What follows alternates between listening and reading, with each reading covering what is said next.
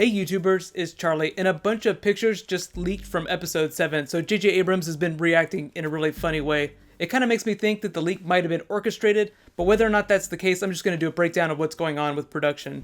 They also just hired Josh Trank to direct one of the other spin-off movies, and there's this special Star Wars event happening on Thursday. I'm going to do a full breakdown of all that stuff. If you're finding me for the first time, I do Star Wars bonus videos every week. Be sure to subscribe to get everything. I was originally going to do my top 10 characters I wanted to see come back, but since this Millennium Falcon thing happened, I'm just going to push that video to next week.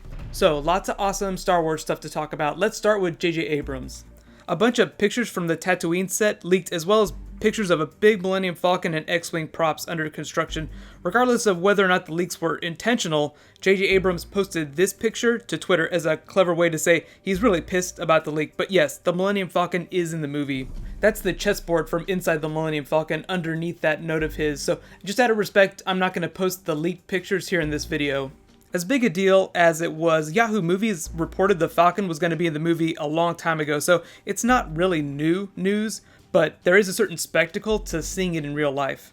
As for production status, they just wrapped in Abu Dhabi, that's where the Tatooine set is, and moved back to London. They're actually shooting on the same soundstage as the original trilogy and where they shot Avengers 2.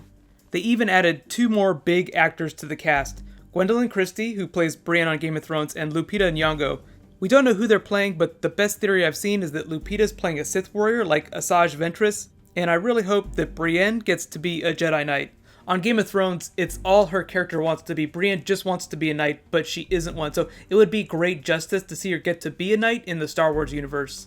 So, moving on, special Star Wars event happening this Thursday. I'll be doing a video for it, so no worries.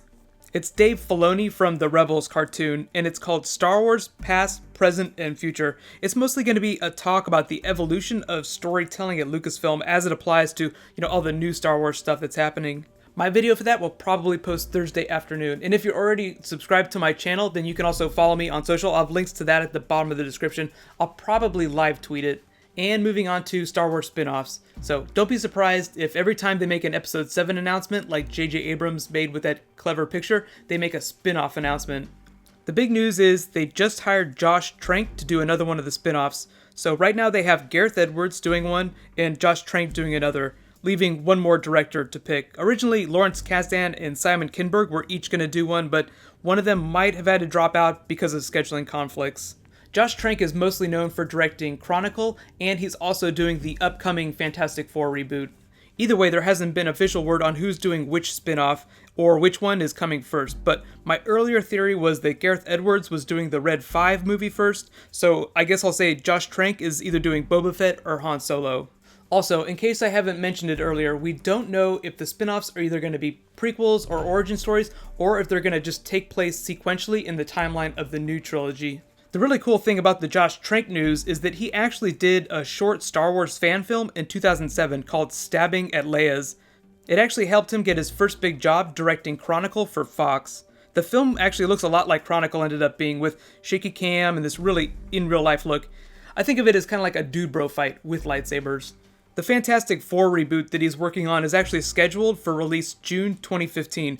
Because that movie's so soon, they might end up having to reschedule it, or he might just not start working on the Star Wars spin-off until next year, whenever post-production on Fantastic Four is done. That's actually a movie at Fox, so you can see how studios like to stick with directors they've already worked with.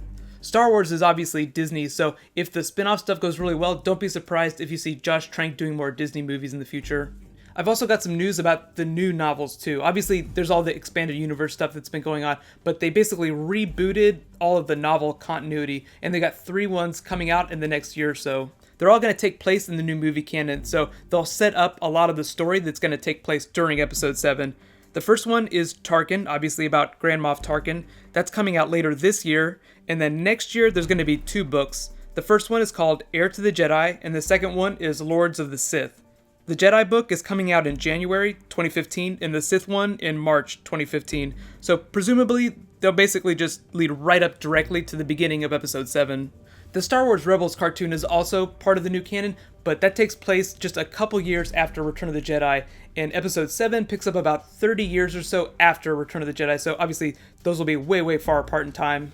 I know I haven't done a ton of book reviews on my channel yet, but there are a ton of books coming out in the next year that I'm really excited about, not least of which is Winds of Winter. So if there are any Star Wars Expanded Universe books or stories that you want me to do, just let me know in the comments below.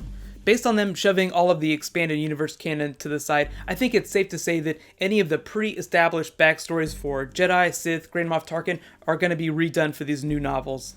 I'm kind of bummed, because I really like the Dark Horse comics and the Del Rey novels. I remember most of what I learned about Grand Moff Tarkin, for instance, was through the Admiral Daala character. I think the last time she appeared was in the Fate of the Jedi series. That was actually meant to be like a big transition from the classic characters to the newer ones, like the Solo Children and Ben Skywalker. That's actually kind of funny because all those novels were planned before Disney bought Star Wars, so all that's getting pushed to the side too. The only other rumor that I wanted to include in this video is actually for Indiana Jones. Disney's making plans for a new franchise and Robert Pattinson's the favorite to take over the role. I'm sure that is going to inspire a ton of hate or a ton of love depending on where you fall in the Robert Pattinson spectrum. But remember, special Star Wars event happening this Thursday. I'm also doing Fault in Our Stars and Edge of Tomorrow this week, so lots of fun stuff happening.